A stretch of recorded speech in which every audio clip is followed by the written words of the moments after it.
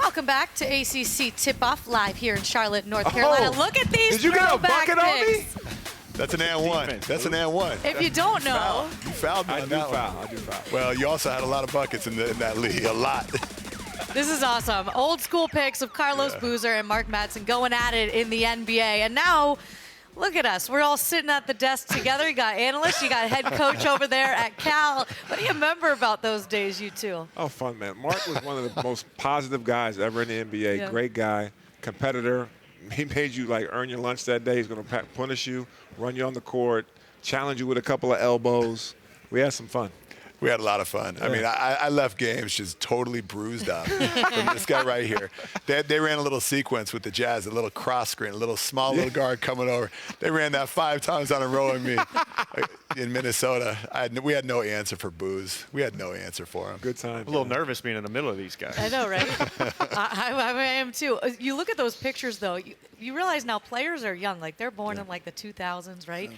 Do they know about your history? Like, if we showed them those pics, they'd be like, man, okay, coach?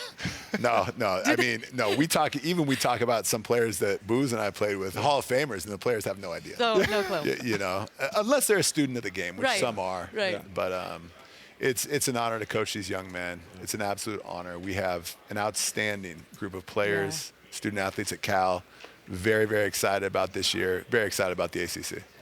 What about the vibes joining the ACC? Because, look, I know the way college athletics is right now. It's an ever-changing landscape. But we saw it this weekend with College Game Day coming to town for football to Berkeley, and it was insane. And people were doubting the fan base and all this stuff, and you could just tell the vibe was high. How have you felt in this transition basketball-wise to the ACC and what's to come joining this league? The transition has been really smooth. It's been good. Initially, it was a shock. Of course. Because you have to realize that travel is going to have ramifications for academics, for practice time, all of those things. But Cal, in addition to being an elite academic institution, Cal loves sports. Yeah. You mentioned that some people doubted Cal's fans. No, the fans were camped out. It was insane. Yeah, 2, 3, 4 a.m. in the morning. Wow. I mean, these fans are passionate. They love sports, and Cal is going to bring a lot to the ACC. Yep. Before we actually talk your team, just in terms of the travel, have you started preparing your guys for what it's going to be like to make these road trips? I think you got 4 East Coast trips through the year. Yeah, we're going to go 2 days early on a lot of the trips, maybe 1 day early on a couple, depending on exam schedules. But we're embracing it. We're embracing it, and we're excited about it.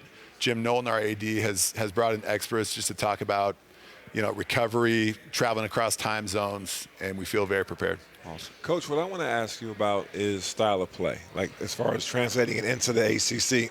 And do you have any guys that play our style of basketball? The game has changed so much. The game has changed. Yeah. The game has really changed.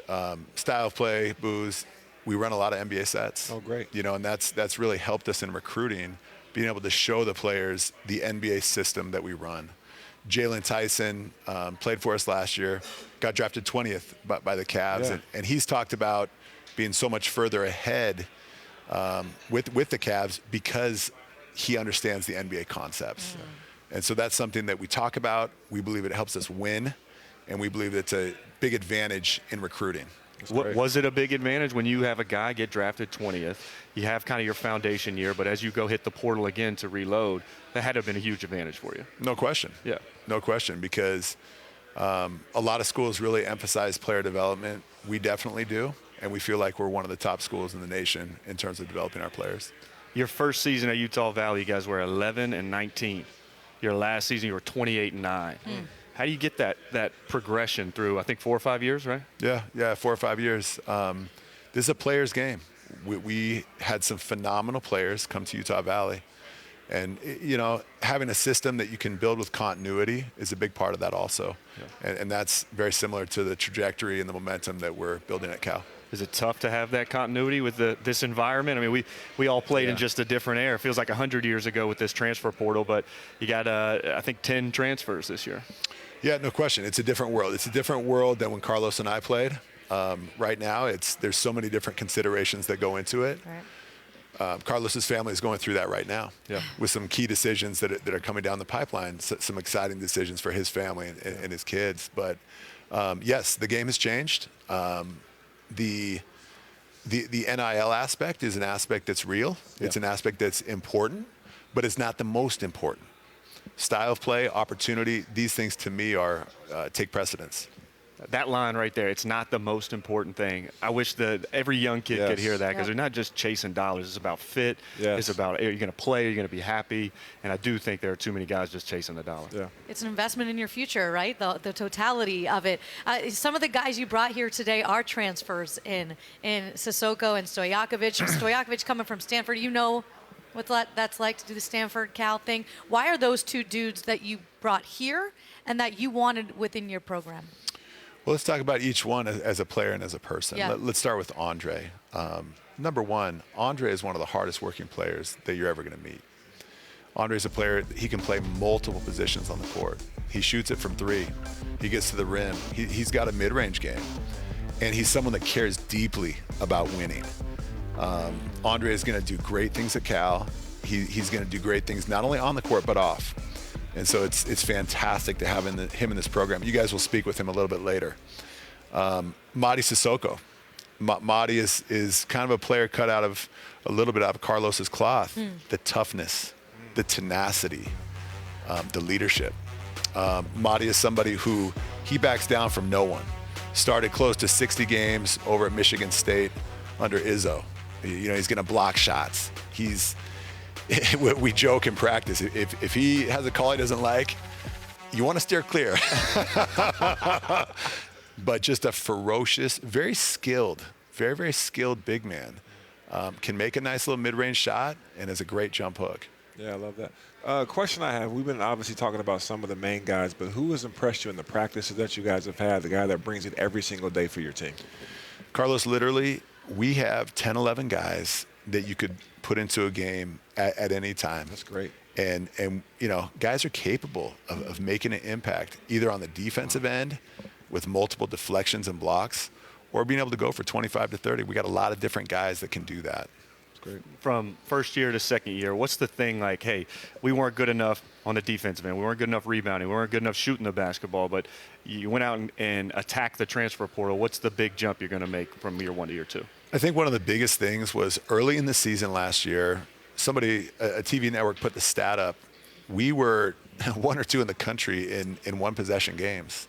At the beginning of the year, we lost most of them. We won a bunch of them. Depth, we had kind of a rash of injuries in the non-conference last year.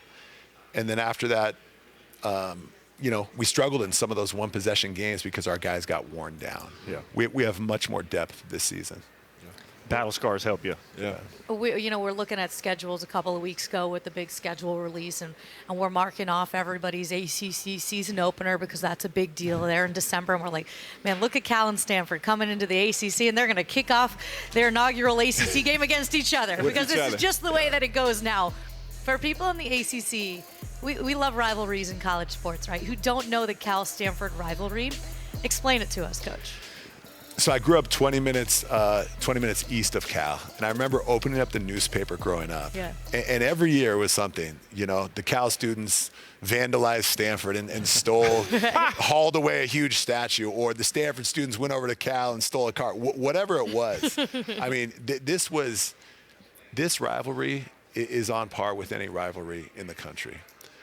Sometimes, you know, because of the time zone difference, the East Coast doesn't get as much of a chance to see it. Right. But as we join the ACC, I think the fan base on the East Coast and throughout the country is really going to embrace and respect this great rivalry between Cal and Stanford. Yeah, I can't wait. Real quick, what are you looking forward to most about being in the ACC? Carlos, when I was young, I wanted to go to Duke. Yeah. And I had people call, and Coach K said no. And then we beat them in MSG. Wait a minute, you were on that team. I remember. Wait a minute, we played against each other in that game. Yeah, I remember that. No, but everybody wants to go to the East Coast. Yeah. The ACC is such a basketball conference. Yeah. And so as we talk to players, we cover the basketball piece. Right. But now we can also cover the nationwide marketing piece. Right. I don't think there's any other school better positioned than Cal with the marketing side of things on the West Coast, but now also the East Coast. Mm-hmm. You know, the basketball side is taking care of itself. Right. But that to allow our players to have nationwide exposure only helps them. Right. Has it been easier with so many veterans from the transfer portal just inputting your system? I mean, it seems like if you get veteran guys, juniors and seniors that have been well coached, it's a lot easier not having to focus on so many little things. Yeah, no, you're right. We have a lot of guys that have many tough games under their belt. Yeah. Now, it's still new terminology. You know, it's new sets, it's new plays, and it's a couple of new concepts that maybe some players have not had because we're going straight to the NBA concepts. Yeah. And so we spent a lot of intensive time this summer installing that. Yeah, I've noticed, browsing social media, and I obviously follow Cal on all forms, Instagram, Twitter, you name it. I've noticed you have a very open door policy, especially when it comes to alums.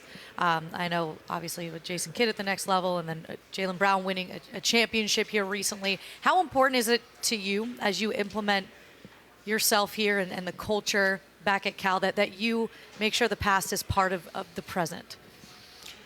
The Cal basketball alums built this program. Yeah. We're standing on their shoulders. And so from day one, I've said, and I'll continue to say, we have an open door policy to every practice, every film session, everything for any Cal alum basketball player and their family. That's cool.